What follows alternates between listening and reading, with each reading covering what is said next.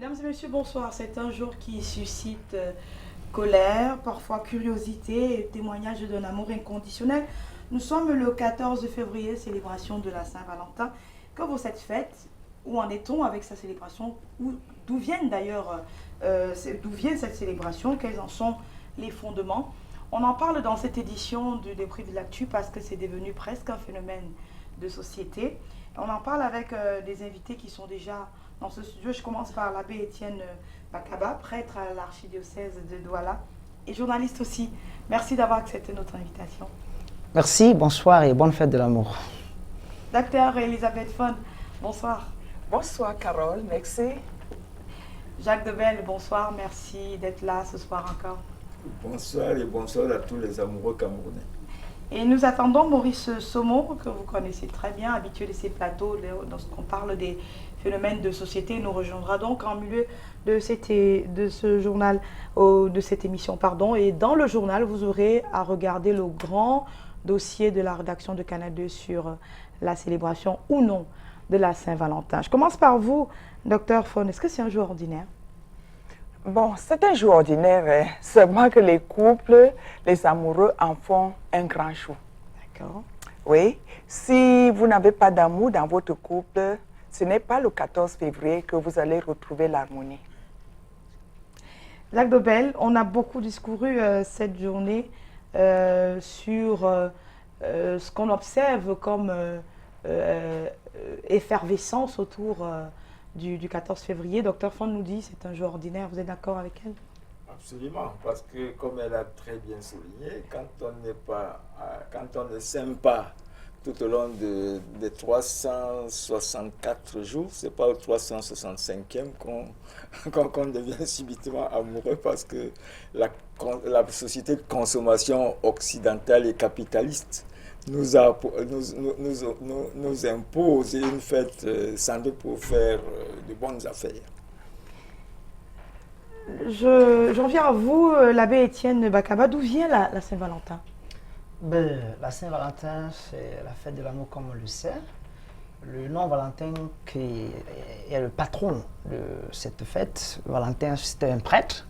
Merci de m'avoir invité comme prêtre sur ce plateau. C'est pour ça pour revenir au fondement. Ce que c'est. Voilà, c'était un prêtre, un moine italien. Nous sommes là au IIIe siècle, du temps de l'empereur Claude, qui s'attelait à la pastorale des mariages, qui encourageait les hommes et les femmes à se marier. Alors, Rome est en pleine guerre. L'empereur, lui, il a besoin des hommes célibataires pour augmenter ses effectifs. Le prêtre Valentin, lui, il célèbre les mariages en secret. Alors, lorsque l'empereur l'apprend, il arrête Valentin, il le met en prison. Et du fond de sa prison, Valentin rencontre une très belle fille qui était aveugle, du nom de Julia. Alors Valentin et Julia commencent à entretenir des relations amoureuses. Et vers son martyre, c'est-à-dire quand l'empereur se rend compte de ce qui se passe, Valentin, qui reçoit la nourriture de Julia, ceux qui étaient dans les prisons et autres disent avoir vu comme une sorte de lumière sortie de leur cellule qui finalement a ouvert les yeux de Julia. Et Valentin, après cela, est sorti de prison pour être décapité. Il est mort martyr en 269 après Jésus-Christ. Alors on a commencé à honorer ce saint prêtre comme patron des amoureux.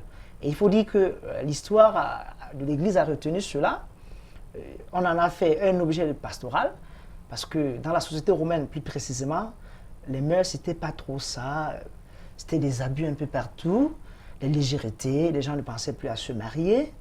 Et malheureusement, avec le temps, la fête a pris une coloration, ou alors s'est recolorée d'odeurs païennes, au point où l'Église l'a retiré de son calendrier liturgique, c'est-à-dire la célébration de Valentin comme patron des amoureux, dans la réforme liturgique de 1969, implémentée par le pape Paul VI. Je suis fier parce qu'aujourd'hui, je crois que nous sommes encore en train de revenir vers un retour à la christianisation de cette fête de Saint-Valentin, parce que c'est l'amour qui fonde la société, c'est l'amour qui fonde nos familles.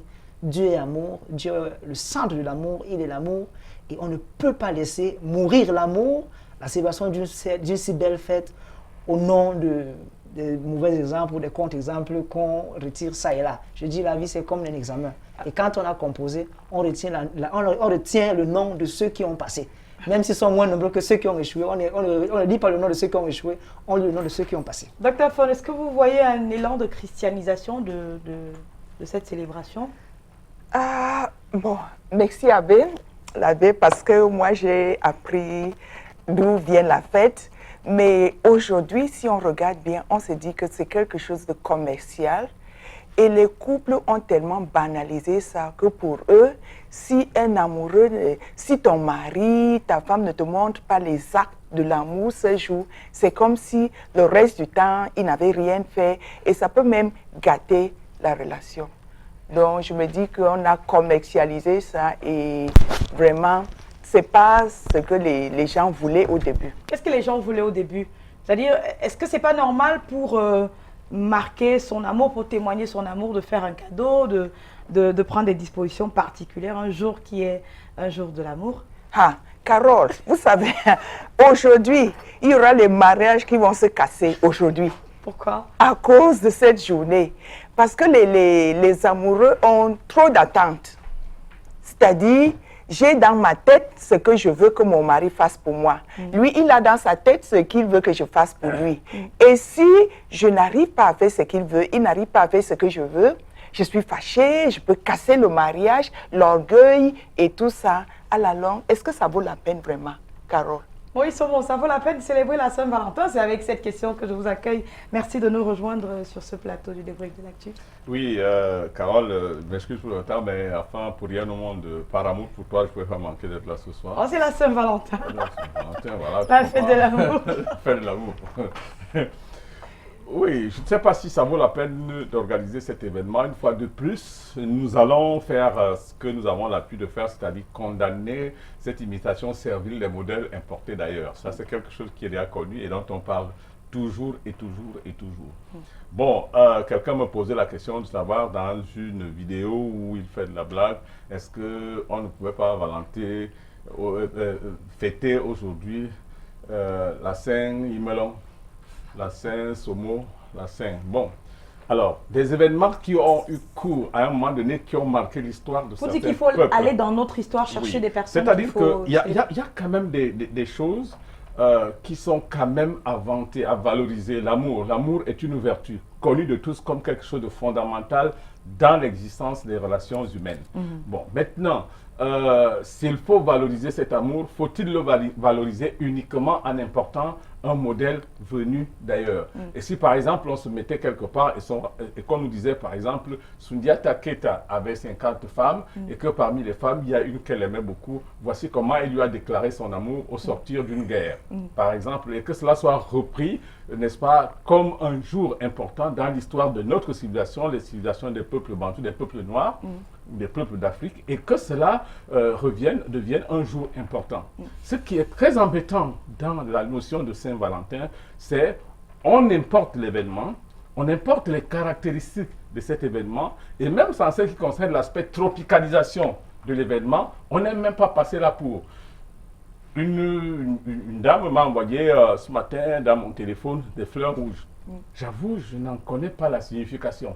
Je sais que... que le rouge, c'est la couleur de l'amour aussi. Ça, il semble que c'est la couleur de l'amour, dit-on. Mais moi, je connais que... Moi, je sais la première femme que j'ai rencontrée, que j'ai aimée du fond de moi-même, qui est mon épouse, c'était au détour des fleurs marguerites, qui étaient de couleur jaune. D'accord. Bon, pour la première fois, je l'ai embrassée, j'ai encore jusqu'aujourd'hui l'odeur et la couleur verte et jaune de la marguerite. D'accord. Maintenant, le reste... Je ne sais pas ce que je puis en dire. Voilà. L'abbé Bakaba, c'est un modèle importé qui ne cadre pas ou qu'on aurait voulu voir tropicalisé, tel que le dit Maurice Omo. Est-ce que vous vous reconnaissez dans ces efforts-là dans l'Église? Je sais que l'amour est sans frontières. Et qu'aujourd'hui, quand on parle de la mondialisation, parmi les acquis, nous avons par exemple les mariages entre les races.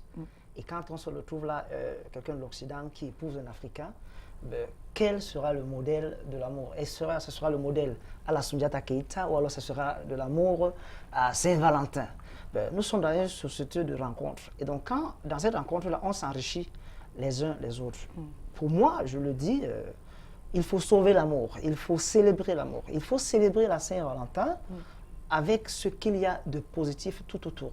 Parce que qu'on le veuille ou non, il y a encore aujourd'hui autour de nous, avec nous, des personnes qui sont des exemples en amour, que l'on devrait, selon moi, mettre aujourd'hui au devant de la scène, nous raconter leur histoire pour encourager ceux qui doutent, ceux qui désespèrent, ceux qui sont blessés et n'osent plus. D'accord? C'est une journée de réflexion autour de l'amour. Qu'est-ce que nous pouvons faire pour sauver la vie en amour, la vie en couple, la vie entre les amoureux, la vie entre, même dans l'amitié, parce que quand on parle d'amour, vous savez, ça se décline à Eros, Agape, Philia, selon là où on se trouve. Donc pour moi, il n'est pas question aujourd'hui de dire, ok, la Saint-Valentin, elle est importée, laissons-la de côté, célébrons, mettons autre chose dedans. Non, on honore quand même ce nom parce qu'il y a quelqu'un dans l'histoire, il faut toujours respecter l'histoire, qui a sauvé le mariage à une période. Et aujourd'hui, je crois que le mariage fait partie des institutions en crise et il est question de le sauver, par exemple, par la célébration d'une Saint-Valentin. Jacques Debelle, le mariage est-il en crise, tel que vous regardez la société, au point où on doit absolument s'arrêter un jour comme celui-ci pour le remettre en question ou en cause? Effectivement, ce que dit M. l'abbé est vrai. Beaucoup de couples sont en crise. Parce que si vous faites un tour vers les tribunaux, vous allez trouver que dans les dossiers sociaux, les requêtes en divorce sont assez nombreuses. Et j'ai l'anecdote, j'ai une anecdote. Quand vous voyez un couple dans un véhicule, la femme carrément sur l'épaule de l'homme, ça veut dire que c'est pas tout à fait un couple, ça. Mais quand vous voyez l'homme braqué sur son volant pendant que la femme le regarde de l'autre côté, ça veut dire que ça, c'est des mariés, ça. Ça illustre un peu ce que nous vivons. Et il y a beaucoup d'autres anecdotes qui illustrent des faits de ces couples qui... Il faut dire que dans le mariage, on est toujours un peu tendu, toujours un peu... Pas toujours, parce qu'il y a quand même quelques exceptions. Il n'y a pas de l'amour dans les mariages. Non, on ne le témoigne pas, on ne le démontre pas. On ne le démontre pas. Est-ce qu'une femme ne pose pas sa tête sur l'épaule de son mari, y compris en public? C'est un peu difficile, de mon point de vue. C'est toujours les non-mariés qui le font. Quand j'observe la société, c'est pas... Et c'est pour cette raison que moi j'aurais souhaité que, comme l'a dit mon voisin de droite, un jour comme celui-ci, on devait pouvoir célébrer des couples qui constituent des exemples, c'est-à-dire des couples qui ont célébré par exemple leur noces d'or ou même de diamants. 70 ans, 50 ans, 60 ans de mariage, alors, pour que ça serve d'exemple et de modèle d'inspiration. Quand c'est pour aller vers les commerces pour chercher des cartes de vœux et je ne sais plus quoi, les agapes ce soir dans les restaurants, moi, ça mais docteur Fon, pourquoi pas? Pourquoi devrons-nous encadrer une célébration en se disant ceci est permis, ceci ne l'est pas? Au nom de quoi? Puisqu'on parle bien d'un amour, c'est-à-dire quelque chose d'infini. Oui, pour moi, je me dis qu'il faut prendre du temps, un jour comme ça, pour se remettre en question. C'est-à-dire, on se demande qu'est-ce qui ne va pas avec notre société, les mariages et l'amour. Et on va savoir que la faute revient à nous, à la société. Comment est-ce qu'on prépare les jeunes pour le mariage? On les laisse lire les romans photos, les nous deux. Ils regardent novellas, novellas, des séries télévisées. Voilà ce qui forme nos jeunes pour le mariage romantique, pas la réalité. Parce que le mariage, c'est autre chose que ce qu'on voit dans les romans photos. Donc, si on ne prend pas le temps pour préparer les jeunes, et même aujourd'hui, on doit donner des conseils pratiques aux couples. Parce qu'ils sont dans le désarroi. Ils sont en crise. C'est quoi le problème? D'où vient le problème? D'où vient la crise? Le problème est partout. En Occident, c'est 50% le taux de divorce. Ici, en Afrique, on ne divorce pas beaucoup. Je vais vous dire, quand je pose la question à mes malades, Madame, comment va votre mariage? Docteur, on supporte. On serre le cœur. Parce que nous, on a entendu nos mamans dire aussi, on supporte. Hein? On supporte, on serre le cœur. Et puis, elle n'a même pas des endroits où partir pour avoir des soutiens, pour arranger son mariage. Donc, ceux qui réussissent, c'est comme la chance, quoi. Tumbu. Tu as la chance de réussir. Et puis les gens commencent à dire, elle a charmé son mari. Si le mari est toujours avec elle, c'est qu'elle a charmé son mari. Sans savoir qu'il y a les choses qu'elle fait que l'autre femme ne fait pas. Moi, j'ai 35 ans de mariage. C'est comme si c'était hier que j'ai rencontré mon mari. D'accord. Et vous faites comment? C'est quoi votre secret? Ah, beaucoup de secrets. Beaucoup de secrets. Avec le temps, je vais vous livrer quelques secrets. Mais on n'a pas le temps, on est le 14 février et puis la nuit s'achève. Maurice Omo, la société ou le couple est-il réellement en crise, tel que vous l'observez? Très bien, je voudrais répondre à M. Labbé. Enfin, je vais dire un mot à M. Labbé. Hein. Tout à l'heure, il parlait de Eros. Oui. Je vous dis, Eros existe toujours parce que Thanatos n'est pas si éloigné. Bon, et donc du coup, le véritable problème qu'il faudrait dissocier, il faut dissocier l'amour du mariage. C'est-à-dire qu'il ne faut pas assimiler le mariage dans le sens strict, comme on dit, la notion de mariage à la notion d'amour. Je vais vous dire, les statistiques vont le démontrer, que si c'est vrai que 80% de personnes ont développé une relation amoureuse avant de se mettre ensemble et puis l'ont vécu peut-être à ce moment, un fort taux de pourcentage démontre qu'après, l'amour, lui, il fout le camp, mais le mariage, lui, il continue. Donc, il y a le mariage en tant qu'institution qu'il faut vraiment désolidariser du mariage au sens où vous le comprenez comme étant une relation amoureuse. Une passion. Pour dire que l'amour peut s'en aller, mais le mariage doit rester. Le mariage doit rester, enfin, au sens institution. Moi, je souhaite, n'est-ce pas, que forcément, des mariages soient des mariages véritablement amoureux du début à la fin. Mais le véritable problème, et Madame l'a si bien soulevé tout à l'heure, c'est-à-dire que combien de femmes sont restées dans des ménages parce qu'elles sont sous la contrainte, donc elles ne sont plus là par amour. Combien d'hommes, en réalité, sont obligés de voir la même femme tous les jours le même nez au milieu de la même figure, avec la même coiffure tous les jours et souffrent le martyre, alors qu'en réalité, ils avaient vraiment mieux à se mettre sous la dent, mais parce qu'ils y sont contraints, peut-être économiquement ou toute autre chose. Combien de femmes, je parle sous le contrôle d'une dame qui me bip là au téléphone tout de suite, c'est pour me dire, attention, pense à moi.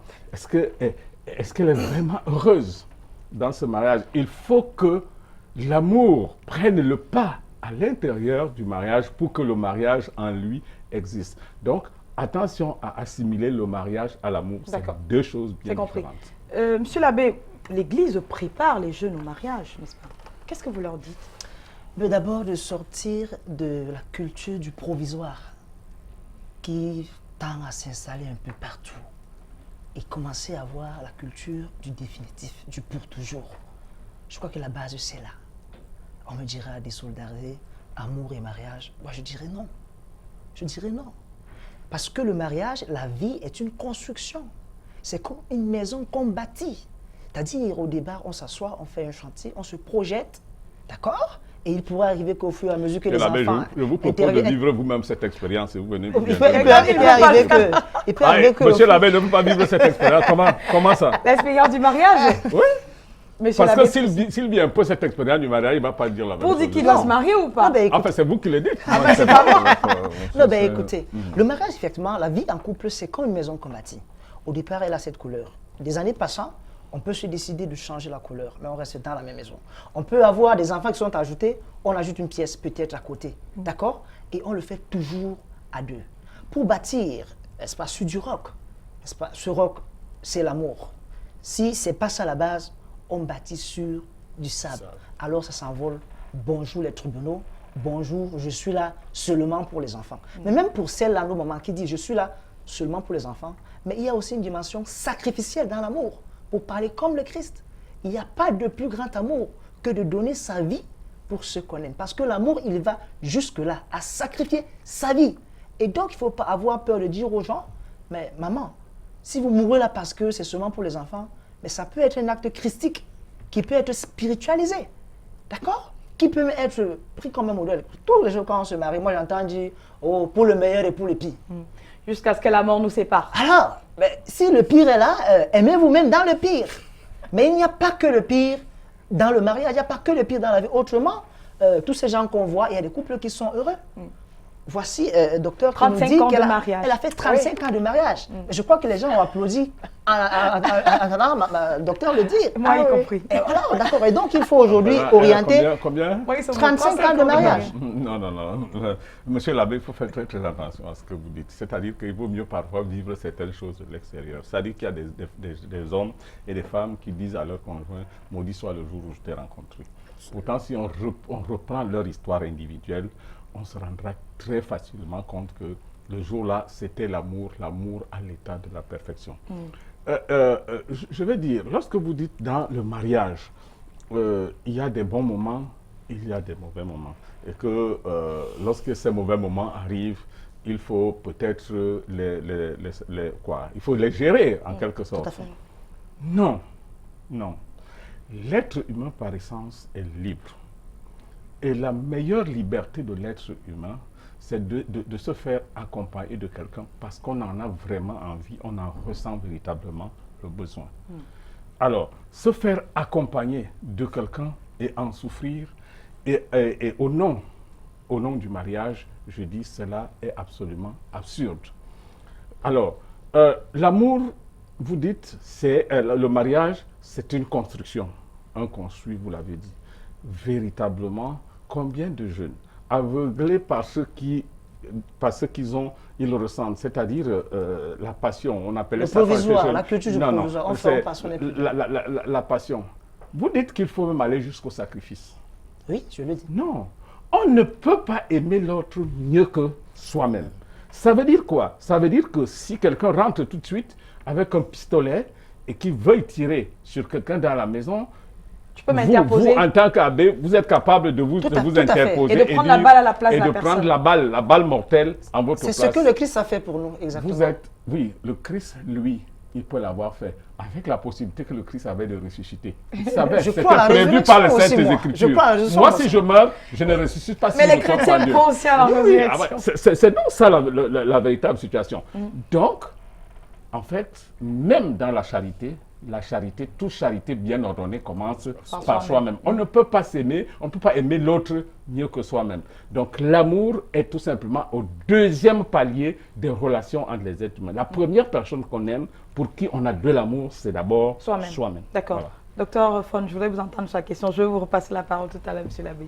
Sur la même question du sacrifice, de ce que, lorsque vous écoutez les couples qui se plaignent de devoir rester dans le mariage parce qu'il le faut, parce que c'est conforme à ce que la société veut.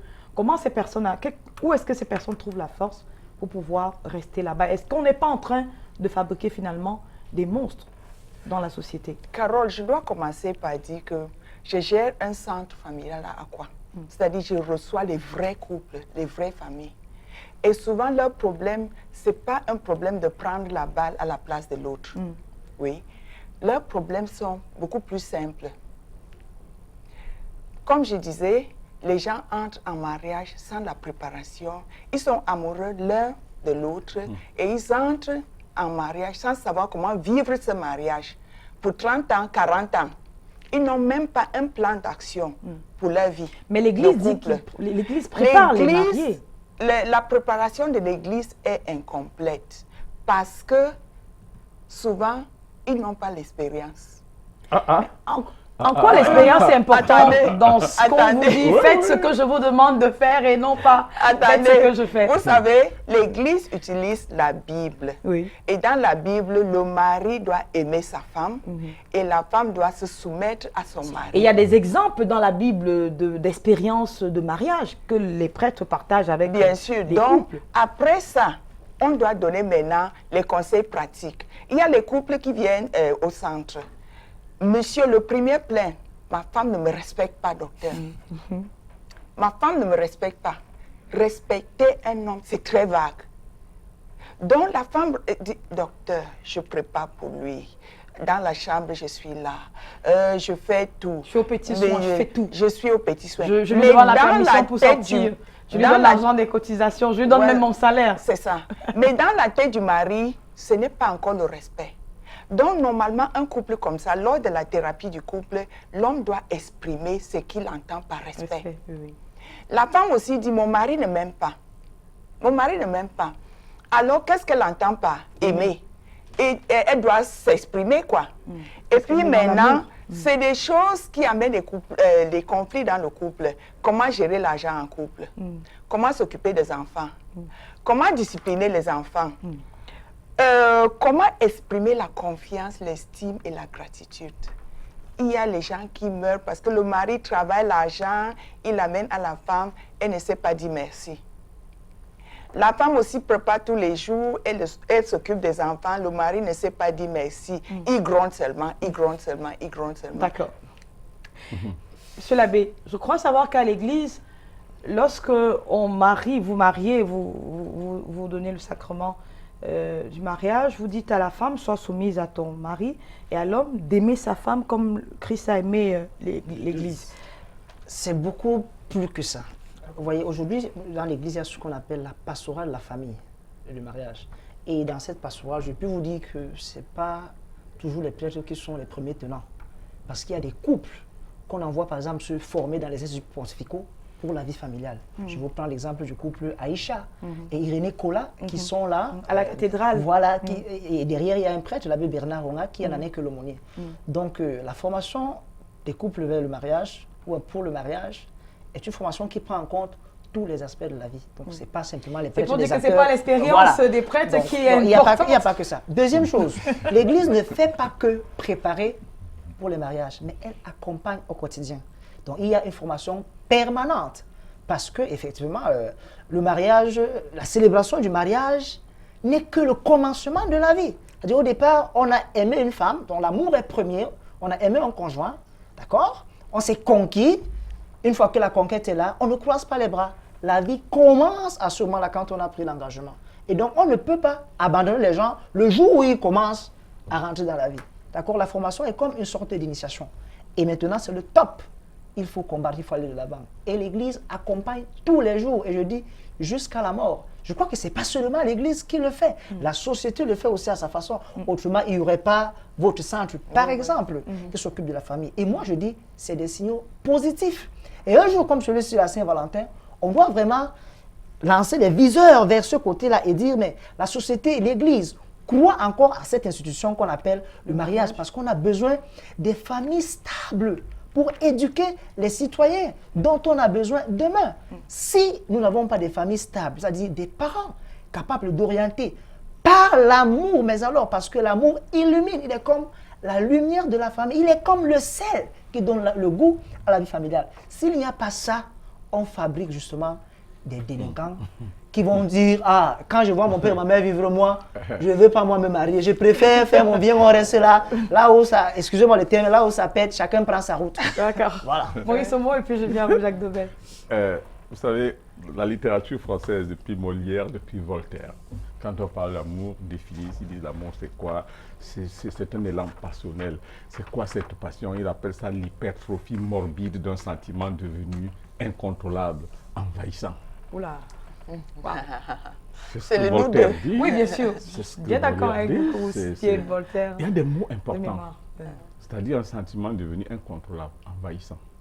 C'est pour chuter sur l'idée que quand il y a amour, il n'y a pas d'effort. C'est pas vrai. Il faut qu'on soit clair, net et précis là-dessus. Il n'y a plus de conquête à faire quand il y a l'amour? Il n'y a pas, non, je dis, il n'y a pas d'effort à faire. Je vais prendre un exemple qui ne soit pas vrai. C'est pas vrai. Carole, je suppose que je vous aime. D'accord. Je suppose. C'est pas vrai. Bon, disons, c'est pas vrai. Donc, proposition fausse. D'accord. Bon, partons sur ce principe. Mais, bon, appelons ça comme prémisse. Je dis, je vous aime. L'élan qui m'entraîne vers vous est irrésistible. Je n'ai pas besoin de faire un effort particulier pour vous aimer. Je vous aime simplement. En retour, vous m'aimez tel que je suis, avec le même élan, avec le même caractère irrésistible. C'est pour ça qu'on dit le cœur a ses raisons que la raison ignore. Très bien. Le cœur a ses raisons que la raison elle-même ignore. Donc, dans ce cas, quand on dit qu'il y a amour dans le cadre d'un couple, je suis horrifié par ceux qui disent, attention, il faut qu'on accompagne les conjoints pour qu'ils entretiennent l'amour. C'est quelque chose qui ne demande pas à être accompagné. C'est un sentiment qui est tout naturellement, simplement irrésistible. C'est ça qu'on appelle l'amour. L'autre s'appelle de la conformité. C'est-à-dire qu'à un moment donné, parce qu'on veut sauver une institution, en ce moment, on doit faire les efforts. Si je n'aime plus une femme, dans tous les cas, pour un certain nombre d'obligations, je reste avec elle, je vis avec elle de temps en temps. Ça s'appelle la conformité. Vous avez dit, ça s'appelle de la conformité. Il faut fait très attention à ce concept qu'on appelle de l'amour. Il est détaché de tout ce qu'on peut mettre autour comme ingrédient. Vous n'êtes pas d'accord avec lui? Je ne peux pas être d'accord parce que l'amour, la vie de famille, c'est une école. Et si on me dit que l'école va de soi, je dis non. Chaque jour, on apprend. On a de nouvelles connaissances, on expérimente. Ça ne peut pas être une école, et ça demande des efforts. C'est-à-dire, quand on s'aime et qu'on se met ensemble, mais c'est un combat. Pourquoi? Parce qu'à l'extérieur de votre... bien sûr, c'est l'école de la vie. C'est l'école de nos parents. Une école où on apprend à aimer. Montrez-moi l'école où on apprend à aimer. Je vais aller apprendre à aimer une femme. Mais c'est la vie. Je veux bien. Je vous donne une école simple. Oui. D'accord? Par exemple, l'école de la charité, c'est l'école ce que je vois en route. C'est-à-dire, je roule, je suis en véhicule, et puis il pleut, je vois quelqu'un qui est misérable, je le prends en autostop. C'est l'élan de la charité. Je suis charitable. C'est un exemple, d'accord. Je suis charitable. Mais c'est l'amour côté agapé. Peut-être l'école dans le sens de Maurice Homo sous-entend qu'il y ait des élèves et qu'il y ait un enseignant. Si on reste sur la transmission. On ne peut pas parler autrement de l'école s'il n'y a pas mais dans le cas de Monsieur l'abbé, dans votre cas, est-ce qu'on parle de l'école dans ce sens ou alors de ces ensembles d'outils qu'on reçoit parce que c'est la vie qui nous les donne? C'est une école de la vie. C'est une école de la vie. Si vous me dites le mariage, c'est une école de la vie, je suis tout à fait d'accord avec vous. Mais parler de l'amour comme d'une école de la vie, monsieur l'abbé. On apprend à aimer. On apprend à aimer. C'est pas... on peut avoir un sentiment qui est déclenché par une rencontre. D'accord? Oui. On a un sentiment qui est déclenché par une rencontre, qui devient fort, qui vous tiraille, qui vous submerge l'esprit. Vous ne dormez pas. Et vous perdez la raison. Vous perdez la raison. Mais vous devez la retrouver. Vous devez retrouver cela. Pourquoi? Parce que quand vous allez vous mettre ensemble, d'accord, la première caractéristique, c'est que chaque être humain commet des erreurs. Indépendamment. Exactement. Et quand il y a les erreurs, qu'est-ce que vous allez faire? D'ailleurs, vous l'abandonnez celle-ci parce qu'elle a commis des erreurs. Vous allez ailleurs, ça sera encore des erreurs. Et donc, il faut apprendre. Il faut apprendre. Voilà pourquoi, chez nous, nous disons, par exemple, avec le pape François, qu'il y a 3 choses qui sont valables pour tous ceux qui disent vouloir vivre ensemble. La première, c'est s'il te plaît, permets-moi, est-ce que je peux? D'accord? C'est-à-dire une sorte d'introduction dans la gentillesse, dans la vie de quelqu'un. Parce que, s'il vous plaît... Le maquillage de confort. S'il vous plaît, parce que... bien dire à celle que j'aime. Première chose. Donne-moi à boire, là. Non, s'il vous plaît. Je vous en prie, je vais jusqu'au bout. Première chose, s'il te plaît. Deuxième chose, merci. Parce que même quand Docteur, on est en ensemble... a parlé tout à l'heure. Oui. Troisième chose, et ça c'est très important, c'est pardon. Parce qu'on commet tous des erreurs. S'il n'y a pas ces piliers-là, vous aurez beau avoir votre héros, tout ce que vous voulez, vous n'irez nulle part. Monsieur l'abbé, ça c'est la civilité de la vie. Ça n'a rien à voir avec l'amour, c'est la civilité de la vie. Je suis la deuxième femme ici, je dois parler.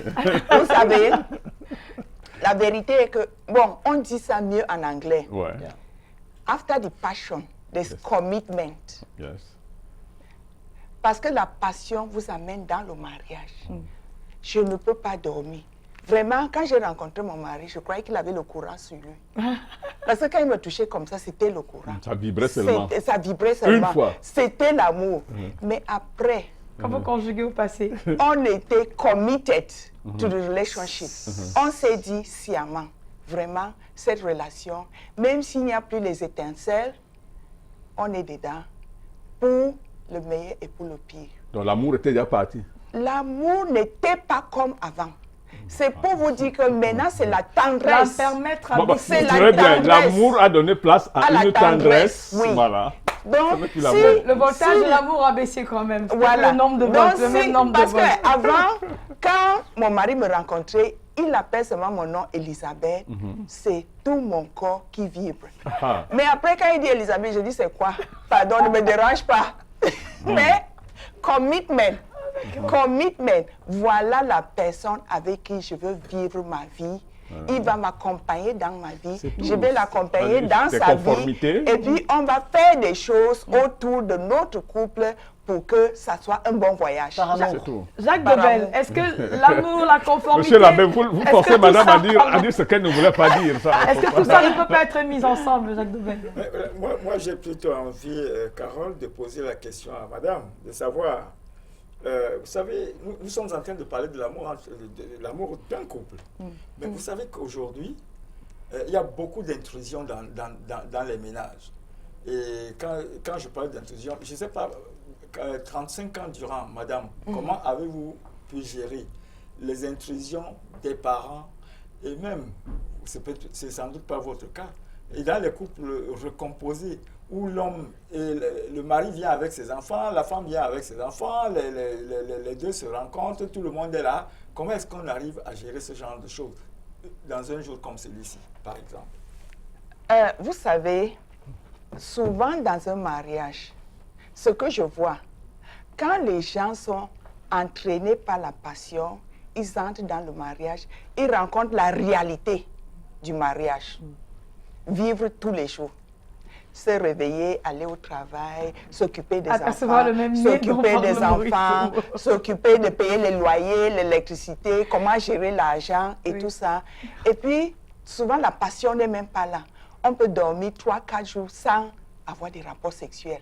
Souvent, l'un des partenaires panique parce qu'il est déjà un accro pour la passion.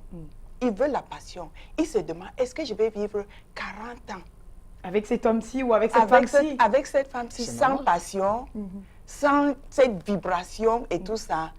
Et en ce moment, s'ils ne sont pas bien conseillés, l'un d'eux va paniquer, aller chercher ailleurs. C'est pour ça qu'on a les chiffres de VIH, comme ce qu'on a au Cameroun. Quand je commençais le travail, il y avait un seul malade sidéen à l'hôpital à Quintini en 85. 20 ans après, 160 000 personnes. C'est pour dire que souvent les gens restent dans le mariage, mais ils trouvent cette passion ailleurs. C'est la réalité. Madame qui doit Donc conseiller. pour moi, Oui. qu'est-ce que moi je conseille? Oui. Et je ne vais même pas donner des conseils loin parce que je vais dire ce que moi je fais. Hein? On communique. On communique. Parce que je suis moi, mon mari et lui. Il y a les choses qu'il fait qui m'agacent. Il y a aussi les choses que moi je fais qui le rend vraiment furieux. Mais si on est committed pour cette relationship, on est committed vraiment.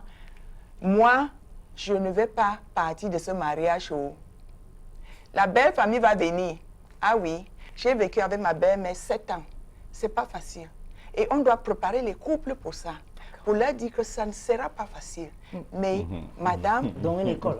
Oui, Dans une école. Oui, Somo. Ouais. Vous savez, quand je vais fuir mon mariage à cause de la belle-mère. Et vous n'avez pas fui les vibrations, surtout, à cause de la belle-mère. Non. Oui, Somo. Vous savez, je disais, je n'ai pas beaucoup parlé de moi, mais là, je suis obligé de prendre cet exemple.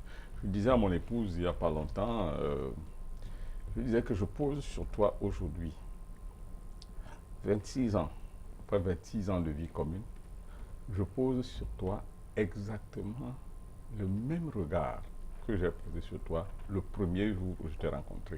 Et je lui ai dit, tu étais dans une combinaison rouge ce jour-là. Voici comment c'était. Je viens de lui dire ça il y a moins d'une semaine ou 2 semaines. Ah. Je ne pensais pas à la Dieu Saint-Valentin. merci. Ça, c'est vraiment l'amour.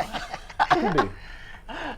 Et je lui ai dit, et c'est ça qui va vous énerver, je lui ai dit, c'est justement parce que je pose sur toi le même regard aujourd'hui que je suis avec toi.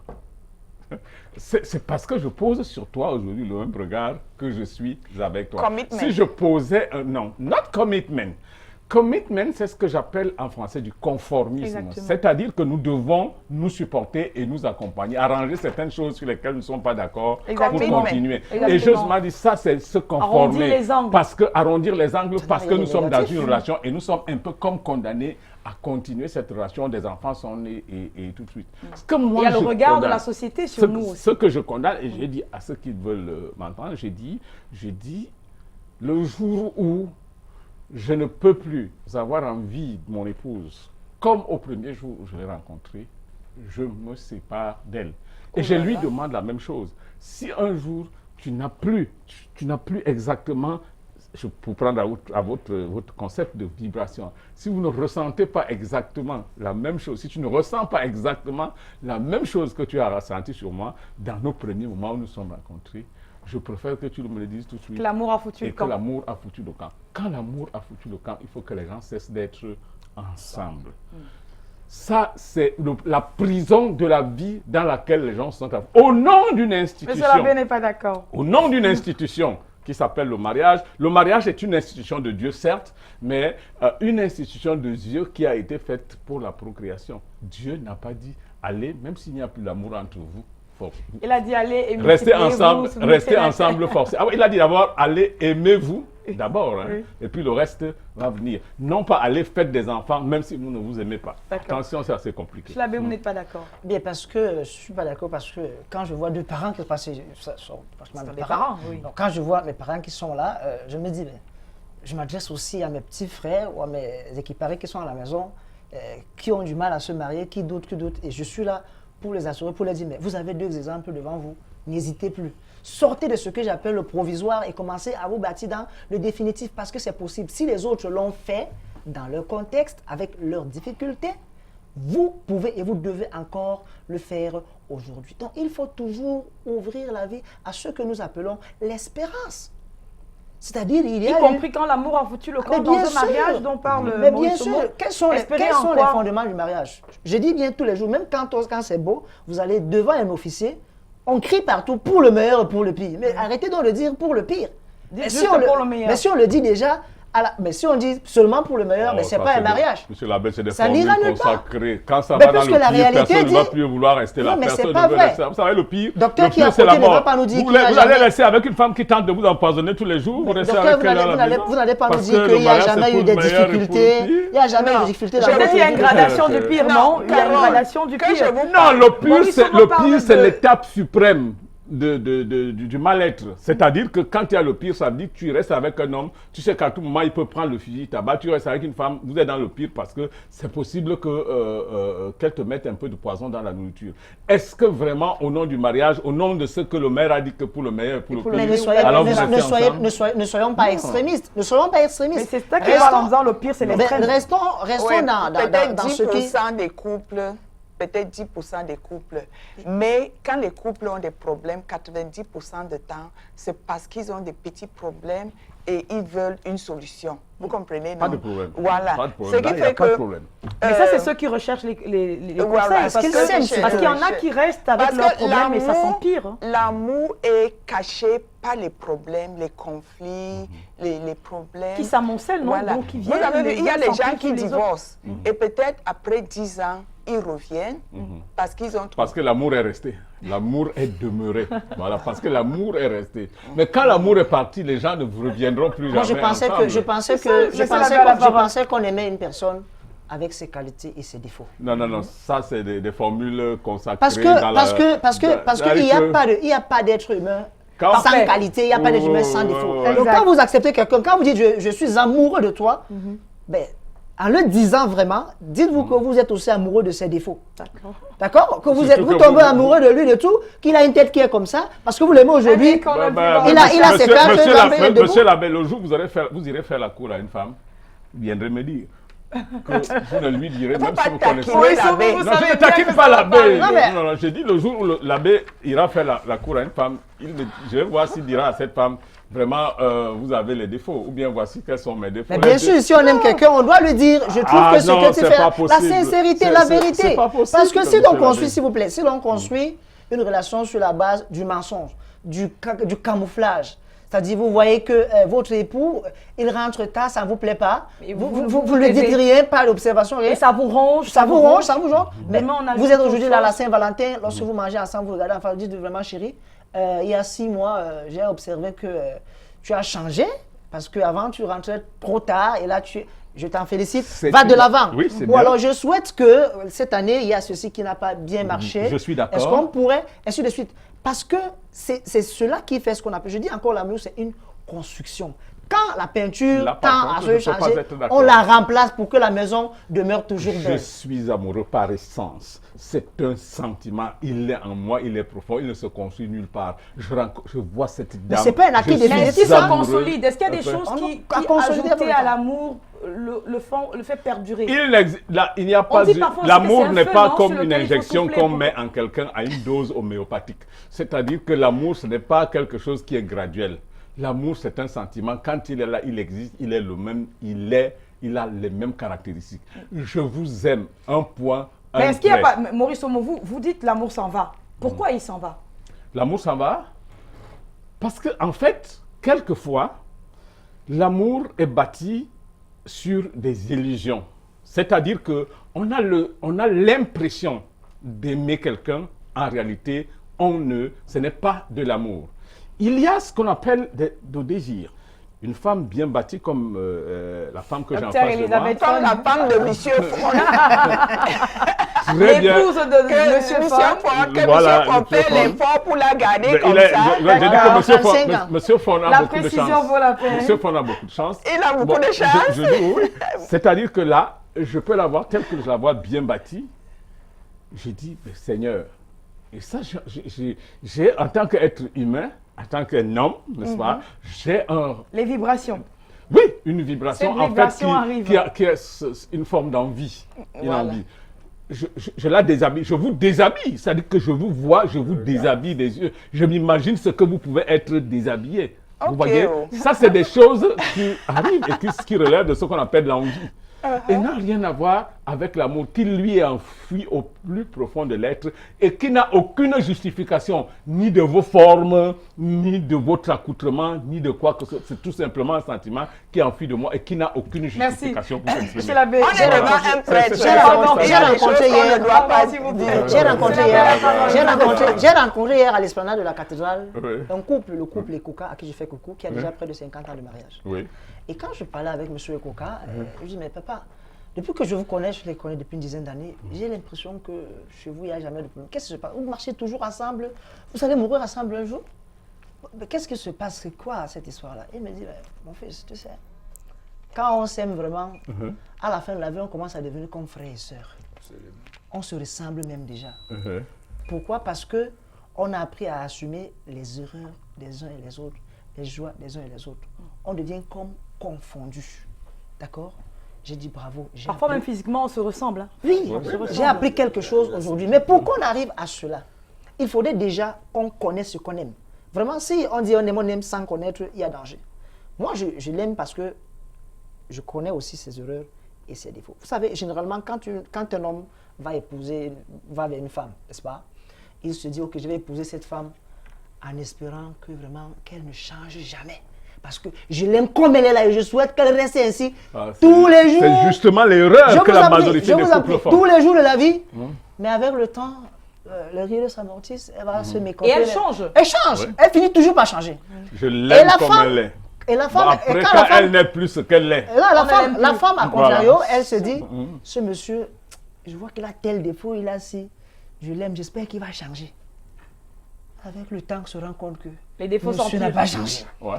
Mais on continue à vivre et on construit un couple. Et je dis, vous les 26, les 35, les 50 ans là, vous êtes des exemples et des modèles qui doivent aujourd'hui stimuler ceux qui doutent. Ceux qui se disent la Saint-Valentin, il n'y a rien dedans. Que stop. Nous sommes là pour interpeller Juste ceux une qui nous parenthèse, écoutent monsieur sur l'abbé. Je l'amour. voudrais que monsieur l'abbé donne comme conseil aux générations à venir. Lorsque vous allez épouser une femme, ne vous mettez pas en tête que vous allez améliorer les choses, que vous allez construire la relation. Rassurez-vous que vous aimez, que vous éprouvez pour cette personne de l'amour et que rien, mais alors rien ne pourra venir ébranler cet amour. Tout simplement parce qu'il n'y a pas un construit là-dedans. Mais si c'est un ensemble de conditions et de critères qui vous ont déterminé dans cette Je ne peux pas dire ça. La vie se construit. Ça peut être Je compliqué. ne peux pas dire ça. La vie se construit Ça peut être et le socle de cette construction, justement, c'est l'amour. Ça, c'est ce que je dis chaque jour. Et je crois savoir que ce que Maurice Omo dit, c'est qu'on ne peut pas épouser un homme en se disant, bon, comme il boit beaucoup, Voilà. dans le mariage, il va changer, il ne va plus boire. Il va plus boire. On peut se retrouver dans un mariage où il buvait 2 bières célibataires, il en boit 10. J'entends souvent les femmes dire, mon mari a changé, hein, il me plaît de plus en plus, ça arrive. Changé. Ou alors il n'a pas changé du tout, ou alors il est devenu pire. C'est justement ça qu'il souhaite que les jeunes, sur lesquels les jeunes doivent faire partie, en se disant, en se mettant ensemble, il va changer. Beaucoup de vies ne réussissent pas à cause des faux départs. À cause des faux départs. Parce que justement, au départ, on ne s'est pas assis pour faire un projet. Il faut d'abord faire un projet. D'accord? Et on le fait à deux, jamais seul. C'est-à-dire, parfois, on commet des erreurs du genre, bon, c'est moi l'homme, je pense que je veux une femme qui est comme ça, là, si elle est d'accord, je l'épouse. D'accord? Et avec le temps, on se rend bien compte que même si on dit, dans le mariage, on devient une seule chair, il y a quand même lui et il y a moi. Il y a lui et il y a moi. Docteur Fern, est-ce qu'on peut changer un conjoint ou un partenaire? Est-ce qu'on peut le changer? La vérité est que si on ne donne pas les outils au couple pour qu'ils changent, c'est difficile. Donc, ce qu'on fait au programme Técho veut dire Team Spirit Holistique. La famille, c'est une équipe. Papa, vous êtes capitaine de l'équipe familiale. Maman est coach. Les enfants sont des joueurs vedettes. Vous allez construire l'esprit d'équipe. Ça sera difficile, mais vous allez résoudre les problèmes en équipe. Moi, j'aurais voulu être capitaine, moi. Hein. Oh non, parce que vous ne pouvez même pas aller dehors là pour qu'on te torture comme on torture l'homme. Oui, parce que l'homme pour sortir, aller là dehors, pour gagner, c'est pas facile. Mais la femme est là pour donner les conseils et applaudir quand il gagne. Encourager. Et puis, encourager. Et les enfants sont là parce qu'ils sont importants aussi pour la famille. Est-ce que vous avez des femmes qui n'acceptent pas d'être mises dans ces rôles un peu forcés? Si vous avez une comme moi, je dirais non. Je ne veux pas être coach, je veux être capitaine. Et vous faites comment? Ah, vous savez, c'est juste un exemple qu'on prend. Non, j'ai bien compris, mais je vous dis que vous encartez les gens dans les rôles en disant, vous la femme, voilà votre rôle, vous l'homme, voilà votre rôle. Est-ce qu'il vous arrive d'avoir des gens qui refusent de jouer le rôle en se disant, j'ai les capacités pour être ci et je veux être ça dans le couple? Non, vraiment, on n'a pas encore trouvé ça. Parce que l'équipe, c'est une équipe. On peut même s'échanger les rôles de temps en temps. Donc, il n'y a même pas de problème. Et souvent, on va jusqu'à aller dans la chambre pour jouer un match entre capitaine et coach. D'accord. C'est dans les 3 temps. Avant le match, l'échauffement. Pendant le match et après le match. On communique, on voit. Donc, s'ils mettent dans leur tête que nous formons une équipe, voilà comment on va gérer nos problèmes, ça marche. Est-ce que vous faites aussi dans le coaching vie de couple, rappeler à chacun son rôle? Vie de couple, famille chrétienne, ce sont les émissions que nous animons sur Veritas Radio, parce que je crois que ça vaut la peine. On écoute beaucoup comme prêtre. Allez me dire, vous, monsieur l'abbé, vous n'êtes pas marié, vous parlez de quoi là? Mais nos oreilles là, c'est des entonnoirs. On encaisse beaucoup et tout genre de choses. Et donc, du coup, au vu de l'expérience des gens qu'on rencontre, qu'on accompagne chaque jour, je dis vraiment, l'amour vient de Dieu, Dieu est amour. Parce que s'il n'y avait pas cette odeur du divin, ce qu'on appelle amour, la vie aurait disparu. Tout vient de la création. Dieu a tout créé par amour. Et au sommet de la création, l'homme et la femme, et ils ont pour vocation première, l'homme et la femme, de s'aimer. Et lorsqu'ils s'aiment, il y a le mariage, il y a la famille. Voilà les bases. Et c'est jamais du définitif. Alors, ce n'est pas acquis définitivement. C'est du construit, c'est une construction jusqu'à la mort. Pourquoi? Parce que vous allez voir, la famille, justement, peut se recomposer. C'est-à-dire, au départ, il y a papa, il y a maman, et au départ, il y a papa et maman.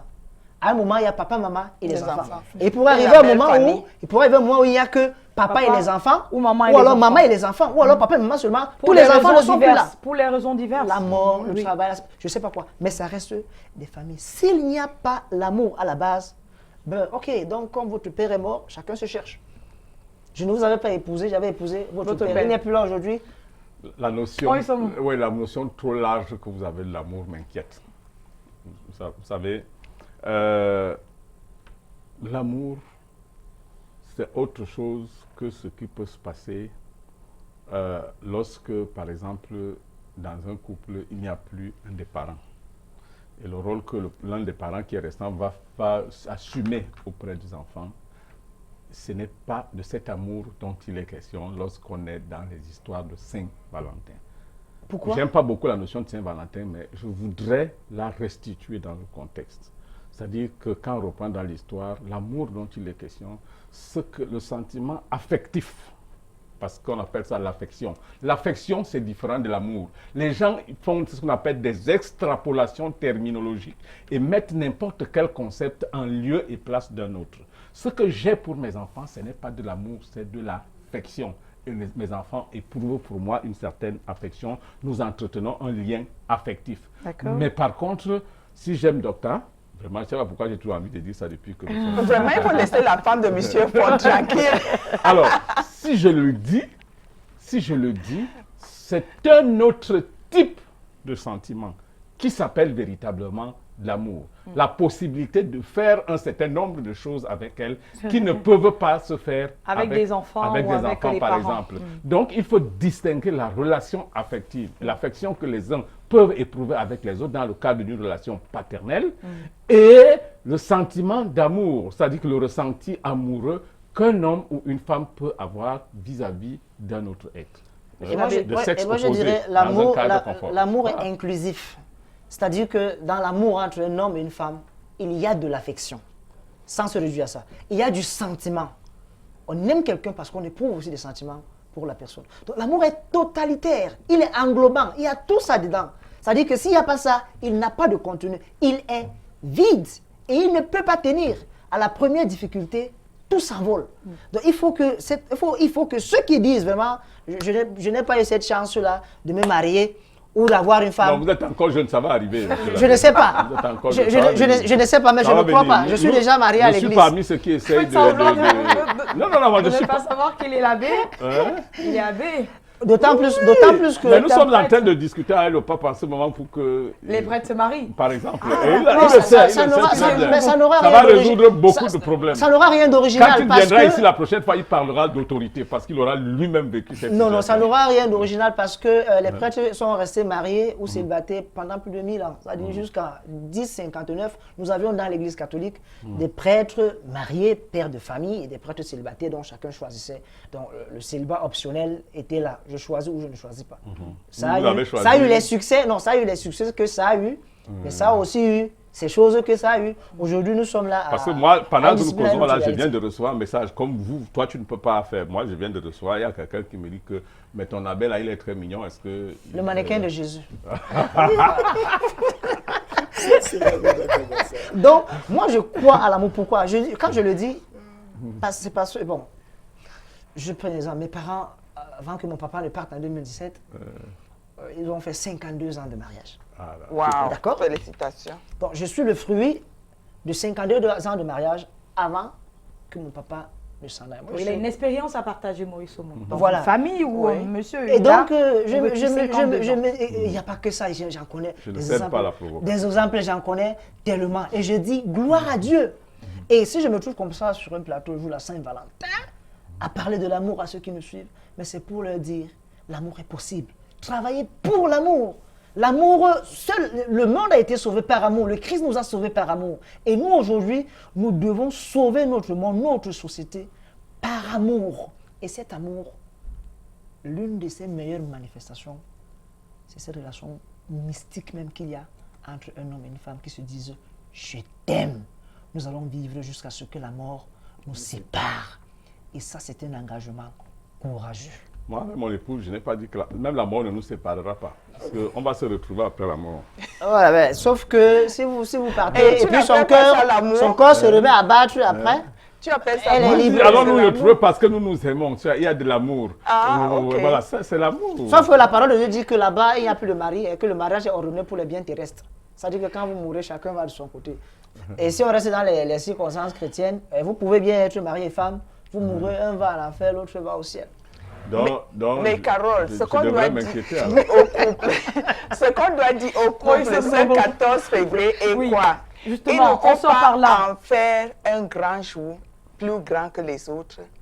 Il faut prendre du temps pour examiner votre couple et opérer votre couple, voir ce qui était bien, voir ce qu'il faut arranger. Il faut apprendre à communiquer, à exprimer la gratitude pour votre couple et voir comment vous pouvez améliorer. Donc, pas de cadeaux, pas de dîner aux chandelles, pas de fleurs? Vraiment, j'ai posé la question à nos employés ce matin. Quel cadeau est-ce que vous avez donné à votre conjoint ce matin? Il dit, oh, j'ai des problèmes, je suis en train de construire. J'ai dit, on achète une bise avec l'argent. Ah, donc un bisou, c'est un cadeau. On achète merci avec l'argent. On achète thank you, I love you with money. No. No way. No way. Bon, ils sont morts? Oui, oui, oui. Je suis heureux d'avoir discuté ce soir avec M. l'abbé. J'ai beaucoup d'admiration pour ses positions extrêmement courageuses. Je suis d'accord avec lui que l'amour, même étant un sentiment, en tout état de cause, il doit s'entretenir. Ce qu'on suit, peut-être, je ne serais pas tout à fait d'accord avec lui, mais au moins, il doit s'entretenir. Il y a un certain nombre d'ingrédients qui protègent l'amour. Mais pour le protéger, il faut que lui, il existe de ça. Ce qu'on ne peut, par exemple, pas faire, c'est considérer l'amour comme un ensemble de construits d'éléments mis ensemble et donnent ce sentiment. Par contre, je suis d'accord qu'une fois que l'amour existe, pour qu'il ne s'estompe pas, qu'un certain nombre d'ingrédients peuvent être apportés pour qu'on donne un sens au sentiment, à la passion qu'on éprouve pour son Et pour ce 14 février, des gens nous regardent, vous leur direz quoi? Qu'il faut célébrer de manière faste, il faut faire des dîners pour dire à l'homme, à la femme qu'on l'aime. Un jour soit consacré à l'amour comme étant une vertu. Je suis pour que chaque couple, de façon individuelle, recherche quelque chose d'important qui a été un moment important dans leur vie et que ce jour-là, qu'ils célèbrent leur amour. Ouais. Mais de là, aujourd'hui, je connais qui ont dormi avec leur épouse et ne se sont pas dit un mot. Et le lendemain matin, vous leur dites, il faut célébrer l'amour. Ça veut dire quoi? Ça ne veut rien dire. Mais pourtant, un jour, amène ton épouse, amène ton époux quelque part, au nom de l'amour que vous avez l'un pour l'autre, célébrer l'amour. Je crois que c'est la meilleure façon. Et non de répondre aux stéréotypes importés d'ailleurs. Monsieur l'abbé, je connais une chanson qui dit « L'amour est patient, l'amour en service, l'amour n'est pas jaloux, il ne s'irrite pas et l'amour ne passera jamais ». C'est ce qu'il faut chanter. L'hymne à la charité de 1 Corinthiens chapitre 13 de Saint Paul, qui est, selon moi, le plus beau poème sur l'amour. Et il faut vraiment reprendre. Allez ouvrir votre Bible, 1 Corinthiens, première lettre de Saint Paul, apôtre Corinthiens, chapitre 13, versets 1 à 13 ou à 12. Pour retrouver cet hymne à l'amour. Et si c'était mon mot de fin, je ne sais pas, alors je conclurai par ces 3 mots que j'ai évoqués tantôt, n'est-ce pas? Could I? Thank you, I'm sorry. Oh yes. S'il te plaît, merci. S'il te plaît. Je suis désolée. Merci. Pardon. Vous mettez ça dans votre vie, vous aurez beaucoup de chance, avec vos défauts, vos difficultés, d'aller loin. Et je m'adresse spécialement aux couples qui sont en difficulté, parce qu'il y en a. Que ces couples-là ne perdent pas l'espérance. Il y a une chose qu'il ne faut jamais oublier pour nous qui croyons, c'est la prière. Je leur laisse cette petite prière. Chaque matin, quand vous réveillez, dites au Seigneur, Seigneur, donne-nous notre amour de ce jour. Ne dites pas seulement, donne-nous notre pain de ce jour. Dites-lui aussi, Seigneur, donne-nous notre amour de ce jour. Jacques Dobel, finalement, l'aspect marketing semble avoir disparu de ce plateau. Que feront donc les commerçants qui ont apprêté plein de choses pour les amoureux ce 14 février? Le 14 février 2020, c'est bientôt fini à minuit. Et que dans les prochains jours, que les couples en difficulté, comme l'a souligné l'abbé Bakaba, apprennent à se regarder comme au tout premier jour. Vous n'avez pas demandé à Dobel ce qu'il va faire aujourd'hui avec son épouse. Bon, d'accord, je pose la question. Pourquoi? C'est de la discrimination, pourquoi? Jacques Dobel, vous ferez quoi avec votre épouse aujourd'hui? Ben, je ne sais pas encore. Il est 19h40, hein? Merci beaucoup, Dr. Paul. Merci, Monsieur l'abbé Étienne Bakaba. Je dois d'ailleurs dire que vous avez organisé une série d'activités avec un concert le 21 février prochain. Vendredi prochain, un grand concert de musique religieuse à l'amphi 600 de l'Université catholique Saint-Jérôme en face de la cathédrale. C'est à quelle occasion? C'est vos 10 ans de sacerdoce? 10 ans déjà. 10 ans d'amour avec le Seigneur. Ah, d'accord. Invitez-moi, monsieur l'abbé. Vous êtes invité, vous donnez un billet là. Et nous, jeudi le 20, avec Roland Kwemen, on est là à Castle Hall pour voir les objectifs de la vie smart, travail et vie, mariage, travail et vie, les objectifs SMART de la vie. Voilà. Le 20 février. Notez donc tous ces rendez-vous et on reparle de l'amour dans le journal de Canal 2 International. C'est dans quelques instants. Mesdames et messieurs, merci. Je vous souhaite un bon week-end, un week-end en amour et on se retrouve la semaine prochaine. Au revoir.